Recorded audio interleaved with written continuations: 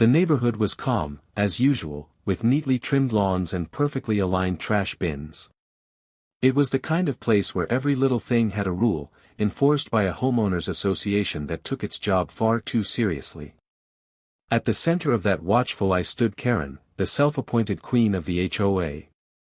Her name wasn't officially on the board, but her presence at every meeting, every community event, and every petty dispute made her the face of authority in this quiet cul-de-sac. On this particular morning, Karen had already done her usual rounds, pacing the sidewalks with her clipboard in hand, noting anything out of line. A trash can pulled out 5 minutes too early, a mailbox with faded paint, and of course, vehicles parked in what she considered inappropriate spots. She believed her mission was to keep the neighborhood perfect, and no infraction was too small for her attention. That's when she saw it, the black Jeep parked along the curb outside one of the homes on the far end of the street. Its tinted windows, rugged tires, and muscular frame stood out like a sore thumb among the polished SUVs and sedans the residents drove. To Karen, this Jeep wasn't just a car, it was a violation, an affront to the HOA's sacred rules about community aesthetics. She immediately pulled out her phone and opened the HOA guidelines, scrolling to the section on vehicle restrictions. No commercial vehicles, no oversized tires, no off-road modifications, she read silently, her lips curling into a satisfied grin. This Jeep checked every box for what she considered unacceptable. But what really irked her was that it had a heavy-duty lock securing the spare tire and equipment at the back. To her, this wasn't just a rule-breaker, it was a challenge to her authority. Karen stormed back home, muttering under her breath. She drafted an email to the HOA board, complete with photos of the Jeep, demanding immediate action. But after an hour of impatient waiting and no response, her frustration boiled over. She believed the board was too soft, too lenient, too afraid to enforce the rules properly. If they wouldn't handle it, she would. Her plan started to take shape in her mind. She'd march right over, cut off that ridiculous lock, and make sure the Jeep was towed before the day ended. Karen prided herself on being proactive, and in her mind, this was just another step toward preserving the neighborhood's image. By late afternoon, she was in her garage, rummaging through shelves until she found what she needed, a pair of heavy-duty bolt cutters. She wiped the dust off the metal handles and tested the grip in her hands. The tool felt powerful, almost like an extension of her resolve. She smiled to herself, imagining the look on the Jeep owner's face when they returned to find their vehicle gone. As the sun began to dip, painting the sky in warm shades of orange, Karen made her move. She walked briskly down the street, the bolt cutters concealed in a tote bag. Every step fueled her sense of righteousness. She wasn't just enforcing rules, she was protecting the neighborhood from people who thought they could do whatever they wanted. When she reached the Jeep, she glanced around to make sure no one was watching. The street was quiet, save for the distant hum of a lawn mower a few houses away. She knelt by the lock, pulling the bolt cutters from her bag. The metal jaws closed around the thick shackle, and with one powerful squeeze, the lock snapped. Karen felt a rush of satisfaction, a thrill she hadn't felt in years. She quickly gathered the broken pieces and tossed them into her tote, leaving no trace behind that in her mind, this was a victory. She'd teach the owner a lesson about following the rules, and maybe, just maybe, the HOA board would finally recognize her dedication. But what Karen didn't know, what she couldn't have imagined, was the storm she had just unleashed. The Jeep wasn't just any vehicle. It wasn't an off-roader. Morning sunlight streamed across the neighborhood, bathing everything in a golden glow that usually promised another peaceful day. But this morning, peace was an illusion. While residents brewed their coffee and waved at each other from their driveways, a pair of unmarked SUVs rolled quietly into the cul-de-sac, engines low and steady. Inside, plainclothes officers studied files and surveillance photos. Their mission was clear: identify the person who tampered with their task force vehicle. The Jeep was parked exactly where Karen had found it the day before, but now it was a crime scene. Yellow evidence markers dotted the pavement where the shattered remnants of the lock had been swept aside. The officers took photos, dusted for prints, and checked the interior. They confirmed what they already suspected: someone had used bolt cutters, and that person knew what they were doing. The cut was clean, precise, and intentional. To the officers, this wasn't a minor act of vandalism. The Jeep contained sensitive tactical gear, some of which could compromise ongoing investigations if tampered with. Fortunately, the intruder hadn't gained access to the interior, but the fact that they'd tried was alarming. Whoever did this wasn't just bold, they were reckless. And they had to be found, fast. The team split up, canvassing the neighborhood. They knocked on doors, flashing badges discreetly, asking residents if they'd seen anything unusual. Most of the neighbors were cooperative, eager to help, though none had noticed the actual moment of the crime. It was a quiet street, after all, and people preferred to mind their own business. Karen, however, was not like most neighbors. She saw the commotion from her kitchen window, the SUVs parked near the Jeep, the officers moving about with serious expressions. At first, her heart raced with excitement. She assumed they were finally towing the vehicle after her report. In her mind, this was validation. Proof that her vigilance mattered. She smoothed her blouse, fixed her hair, and stepped outside, rehearsing the lines she'd deliver when the officers inevitably came to thank her. She imagined their gratitude, the HOA's admiration, maybe even a feature in the community newsletter. As Karen approached the scene, an officer turned toward her, his eyes narrowing slightly as if assessing her. She flashed a polite smile, clutching her clipboard like a badge of honor. "Good morning," she chirped. "I couldn't help but notice you're handling the Jeep issue." "I'm the one who reported it." The officer exchanged a glance with his partner. "You reported it?" he asked, his tone calm but firm. Karen nodded eagerly. "Yes. I emailed the HOA yesterday. That vehicle is completely against our guidelines. Oversized tires, off-road modifications, totally out of character for our neighborhood. I take these things seriously, you know. Someone has to." Her words tumbled out with self-assured pride, oblivious to the subtle shift in the officer's demeanor. He gave a slow nod, jotting something in his notebook. "Appreciate your concern, ma'am," he said. "Mind if we ask you a few questions?" Karen beamed. "Of course. Anything to help." What followed was a series of seemingly casual inquiries: where she'd been yesterday afternoon, whether she noticed anyone near the Jeep, if she'd heard unusual noises. Karen answered without hesitation, her confidence unwavering. She even threw in comments about how the neighborhood would fall apart without strict enforcement of the rules. To her, this was her moment to shine, but as the questions continued, a sliver of doubt crept in. The officer's tone was neutral, almost too neutral. And why were they so interested in timing? Why did they ask if she owned tools for yard maintenance, or bolt cutters, specifically? Karen laughed lightly when that question came up. "Bolt cutters? Oh goodness, no," she said, waving a hand dismissively. "Though, if you ask me, whoever cut that lock was probably some delinquent from outside the neighborhood. People these days have no respect for order." The officers nodded, thanked her for her time, and moved on. Karen watched them walk away, the knot in her stomach tightening ever so slightly. Why had they asked about bolt cutters? Was it routine? Surely it was. After all, she'd done nothing wrong. Nothing at all. Back at the Jeep, the officers compared notes. Her name was now on their radar, not as a suspect yet, but as a person of interest.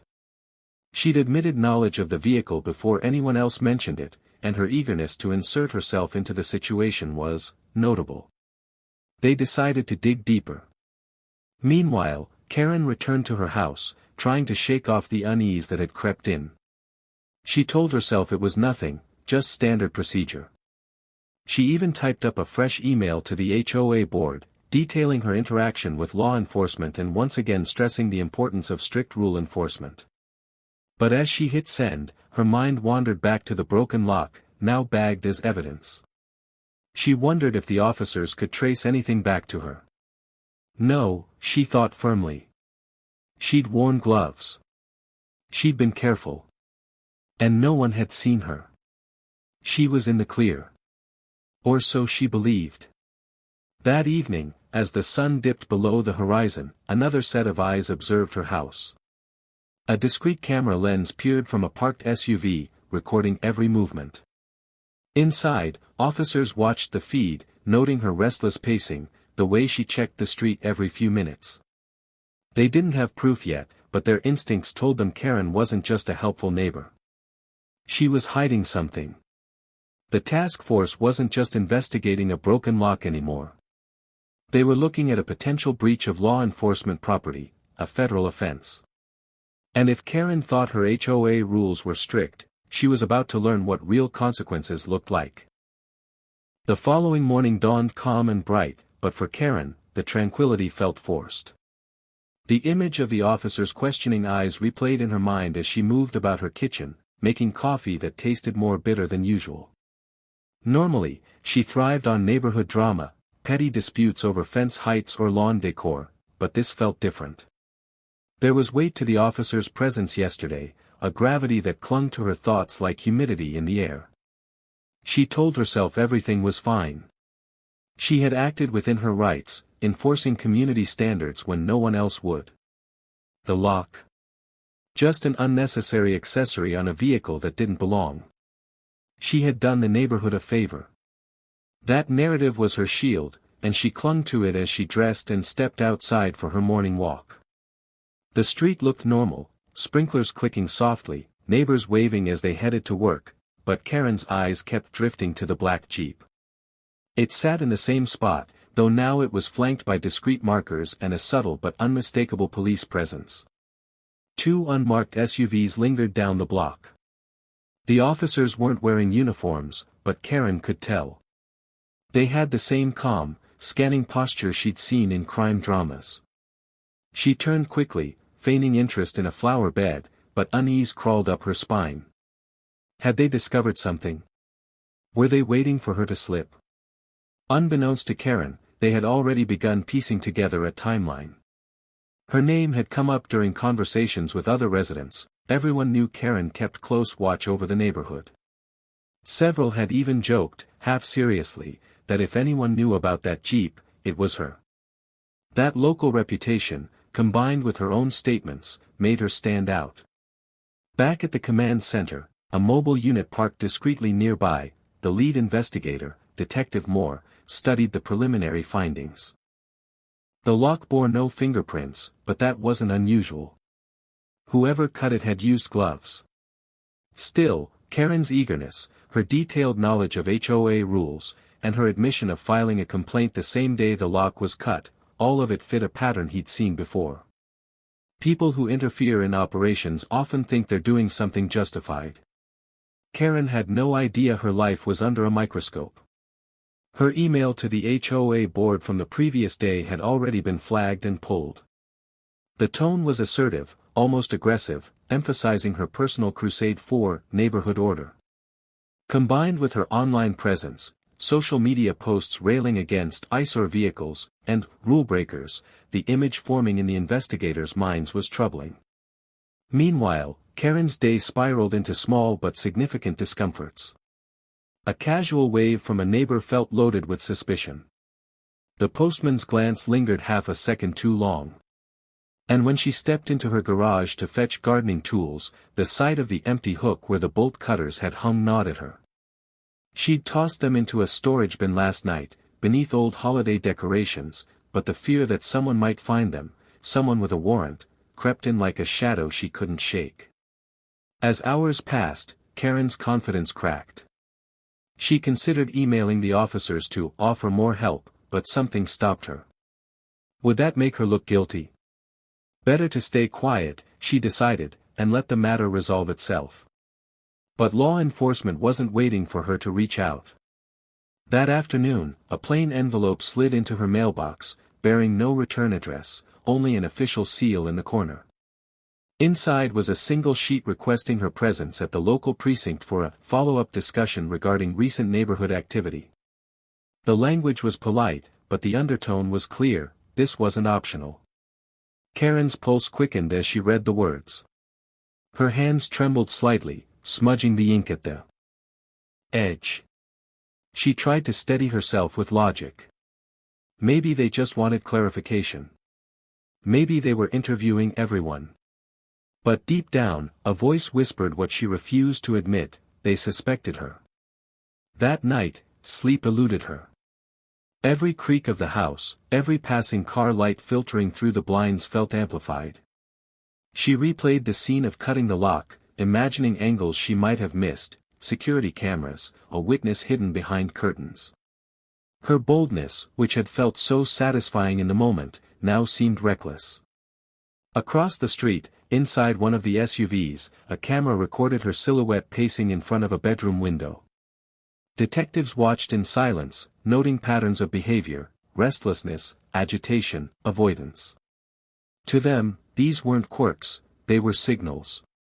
By dawn, Karen had convinced herself to stay calm.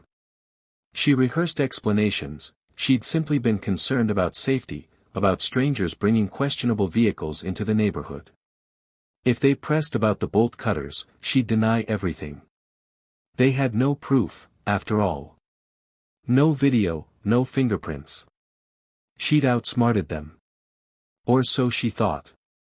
What Karen didn't realize was that this wasn't just about a broken lock anymore. The Jeep's contents included encrypted communication devices tied to an undercover operation targeting organized crime. The breach had triggered federal involvement. And while Karen busied herself pruning rose bushes, thinking she could charm her way through an interview, a team of agents finalized paperwork that would give them full access to her home, her devices, her secrets. Karen believed she was in control, the enforcer of order in her little world. But the real enforcers were closing in, and their rules weren't written in HOA bylaws. Karen woke to the sound of her alarm, though she had barely slept.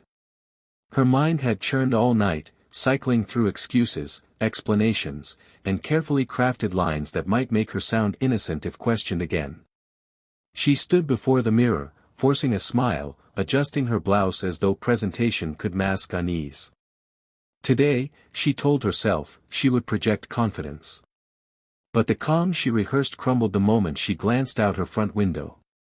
Parked discreetly 2 houses down was the same gray SUV she'd noticed the day before. It wasn't a neighbor's car. Its tinted windows reflected the morning sun like dark mirrors, and in her gut, Karen knew, whoever sat inside wasn't there for casual errands. They were watching. She turned away quickly, pretending to tidy the counter, but her hands shook as she placed dishes in the rack. The HOA queen who once thrived on control now felt trapped in her own pristine home. The very order she demanded from others had become the cage closing around her. Unbeknownst to Karen, the SUV wasn't alone. 2 agents monitored the street from different vantage points, communicating in low murmurs over radios. They weren't just observing anymore, they were preparing. Inside the command vehicle, the lead investigator reviewed a folder thick with evidence, Karen's HOA emails, her statements to officers, her public posts about dealing with violators. Combined, it painted a picture not of a harmless busybody, but of someone with motive, opportunity, and intent. While Karen tried to keep her routine normal, law enforcement had escalated matters. The damaged lock had been logged as evidence in a federal database, and Karen's name now appeared in an official case file under the heading, Tampering with Law Enforcement Property. That wasn't just a citation, it was a felony. By late morning, the pressure mounted. Karen received a second notice, this time hand-delivered. The envelope bore the same seal as before, but the language was sharper. She was to appear for questioning by 3 p.m. Failure to comply would result in further action. Her heart pounded as she read the lines over and over, hoping she had misunderstood. She hadn't. Karen sank into a chair, the weight of reality pressing against her ribs. She considered calling the HOA board, spinning a narrative where she was the victim of overreach, but what could they do? This was no longer neighborhood politics. This was law enforcement, serious, unflinching, relentless. Across the street, neighbors noticed the quiet tension brewing. They saw the SUVs, the suited men who came and went with purpose. Whispers spread like wildfire. Was there a break-in? A drug bust? No one suspected Karen, yet. But the hushed glances aimed toward her house began to feel like daggers.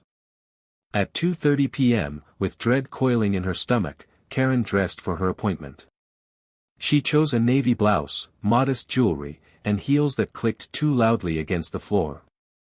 In the mirror, her reflection looked composed, but her pulse betrayed her calm. She grabbed her handbag, sliding her phone inside, and stepped out into the unforgiving brightness of afternoon.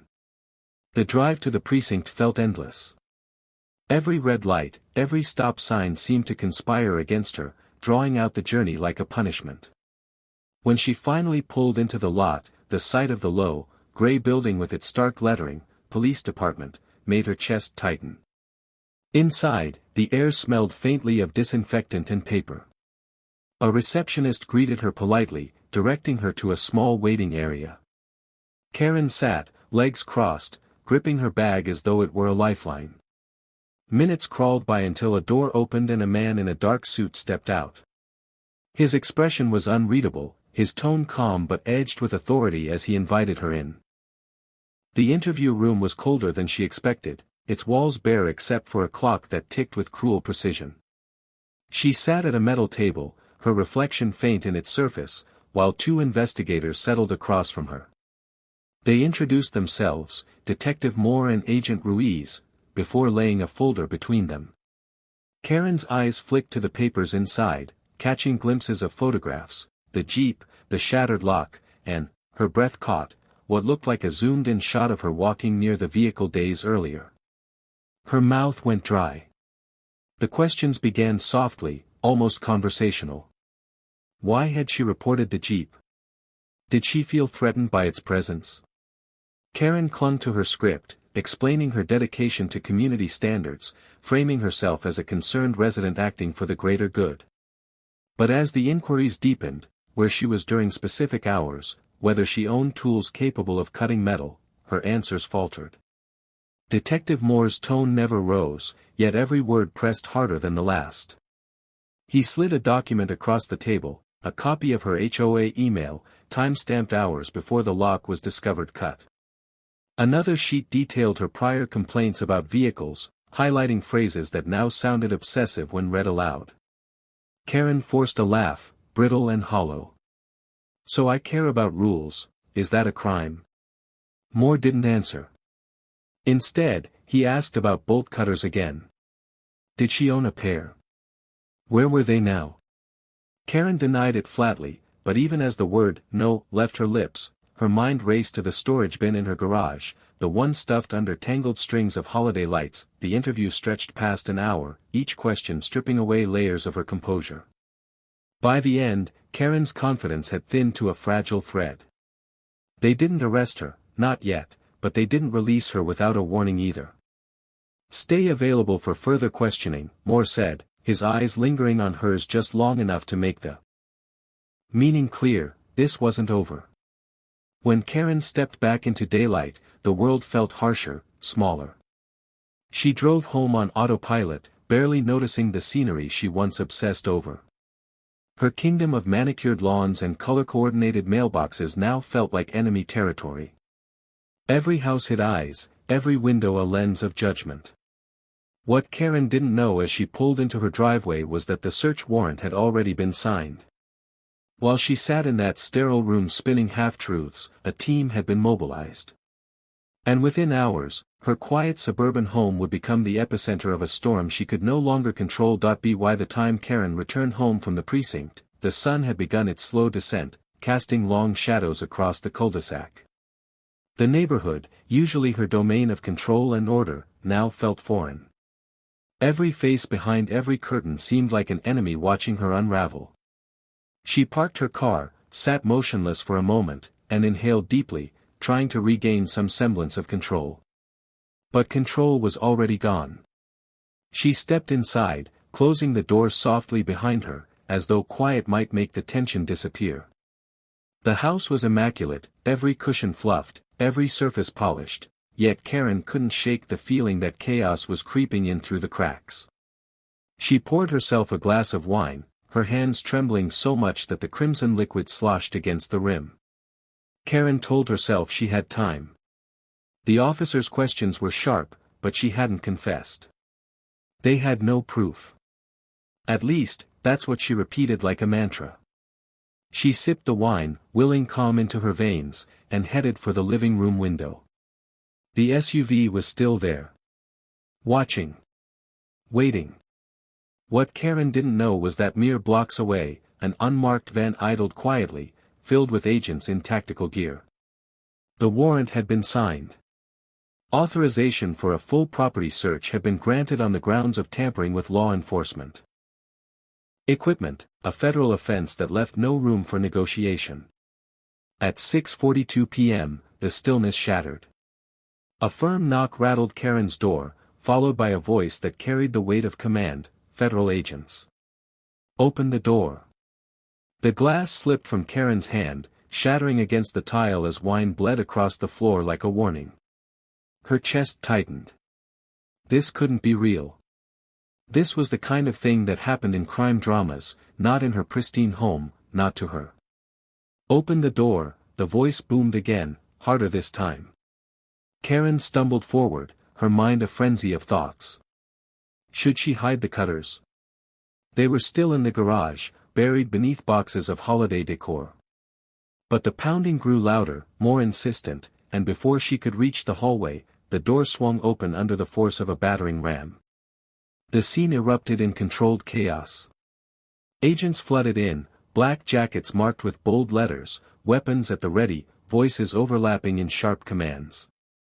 Karen froze, her arms instinctively rising as adrenaline surged through her veins.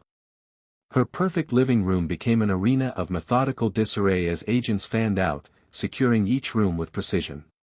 "Karen Whitmore," a voice demanded.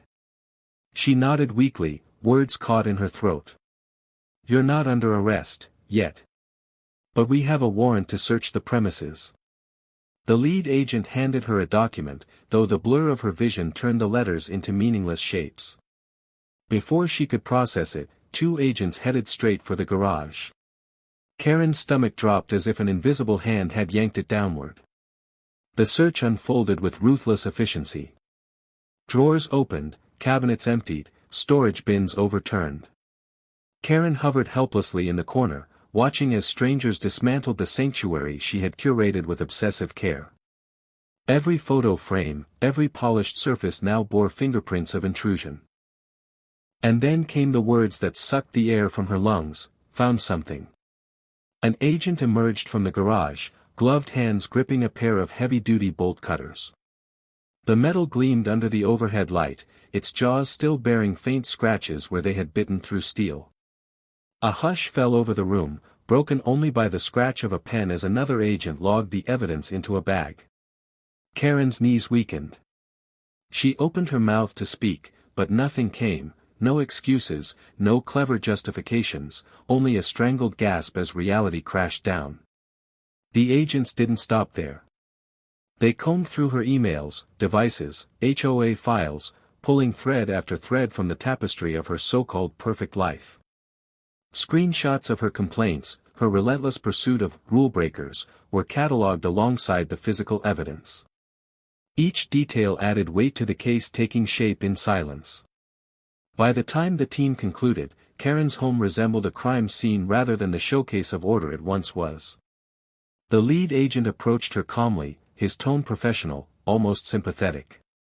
"You'll need to come with us for further questioning," he said. "This is bigger than you think." Karen wanted to argue, to scream that this was all a misunderstanding, that she was protecting her neighborhood, not committing a crime. But the words never left her lips. Instead, she nodded numbly, her world collapsing like a house of cards under an invisible hand. As agents guided her toward the waiting vehicle, neighbors began to gather. Faces peeked from doorways, phones lifted discreetly, whispers buzzed like hornets. The queen of the HOA, the enforcer of rules, now escorted under federal supervision. The irony stung sharper than the evening air. For Karen, the ride to the precinct felt like an eternity compressed into minutes. The hum of the engine drowned out her thoughts, leaving only fragments of fear and disbelief. How had it come to this? A simple act, a cut lock, how could that spiral into something so catastrophic?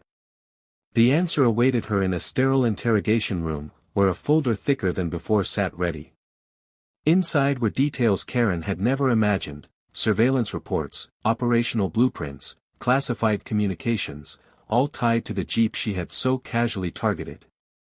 What she had dismissed as an eyesore was, in fact, an undercover task force vehicle central to a case that spanned state lines. Karen wasn't just facing HOA drama anymore. She was staring down federal charges. The interrogation room was colder this time, the air heavy with the weight of inevitability. Karen sat rigid in her chair, her eyes fixed on the folder before her. It was thicker than before, a grim symbol of how deeply the investigation had burrowed into her life. Across from her, Detective Moore and Agent Ruiz entered, their faces a blend of calm and quiet authority. They didn't rush. They didn't need to. The silence between them spoke louder than any accusation. When Moore finally opened the folder, Karen flinched at the sharp sound of paper against metal. He slid a photograph across the table. It showed the Jeep, its lock cleanly severed, evidence markers glowing under flash photography. Beside it, another photo, the bolt cutters from her garage, bagged and tagged. "Karen," Moore began, his voice even, almost patient, "this isn't a matter of broken neighborhood rules. That vehicle was part of an ongoing federal operation. Your actions compromised the security of classified equipment and personnel." The words hit like a physical blow. Karen's throat tightened, her breath shallow. She wanted to argue, to cling to the flimsy shield of ignorance, but the weight of evidence crushed any hope of denial. They had everything: emails, timelines, physical tools, all pointing to her as the one who had crossed a line no HOA bylaw could define. Agent Ruiz leaned forward, her tone firm but not unkind. "Do you understand the severity? This isn't vandalism. This is interference with law enforcement property, an offense that carries real prison time." The mention of prison clawed at Karen's composure. Her perfectly curated life, the manicured lawns, the HOA meetings, the illusion of control, shattered into fragments scattered across a future she no longer recognized. In a trembling voice, she managed, "I didn't know. I thought it was just a violation. I was protecting the neighborhood." Moore's gaze didn't waver. "Intent doesn't erase impact. What you did could have jeopardized lives." The room tilted, or maybe it was her perception. Karen clutched the edge of the table, grounding herself as tears welled unbidden. She had always prided herself on strength, on order, on being the person who fixed things others ignored. But now, that same self-righteousness had become her undoing. Hours passed in a blur of paperwork and signatures. Karen's fingerprints were taken, her personal devices confiscated.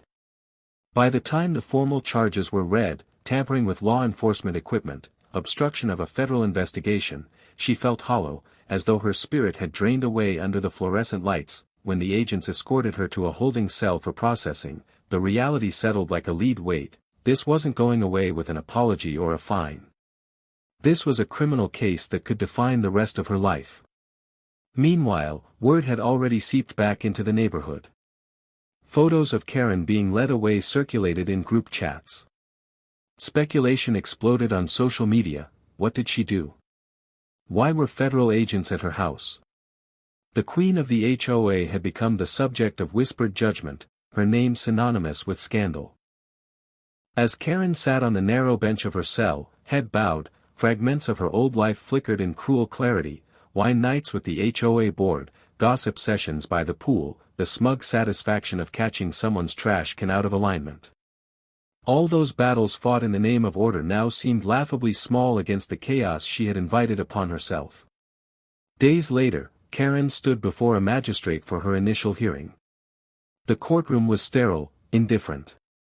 Her attorney, a sharp-faced man she'd hired in panic, laid out the beginnings of a defense: lack of intent, no prior record, community standing. But the prosecutor countered with cold precision, outlining how her interference risked exposing undercover operatives and derailing months of work on an organized crime case.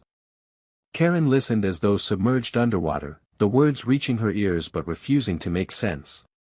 The possibility of prison time loomed large: years, not months.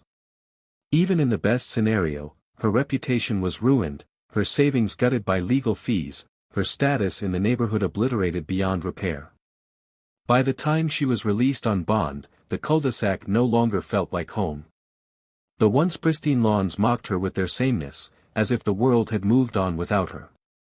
Curtains fluttered as she walked up her driveway, every unseen eye a silent verdict. Karen sat alone in her living room, surrounded by echoes of a life that no longer fit. The HOA newsletters on her coffee table now seemed absurd relics of a world where she believed control was power. She thought about the Jeep, the lock, the fleeting thrill of victory that had led her here. A single act, born of arrogance, had set off a chain she could never break. And somewhere, far from the quiet streets of her neighborhood, the task force resumed its work, undaunted, adaptive, relentless. Their mission continued, while Karen's life lay in ruins, a cautionary tale about how small-minded obsessions can spiral into disasters beyond imagination. For the first time in years, Karen felt something unfamiliar: silence inside her own mind. No rules to enforce, no neighbors to scold, just the crushing weight of consequences.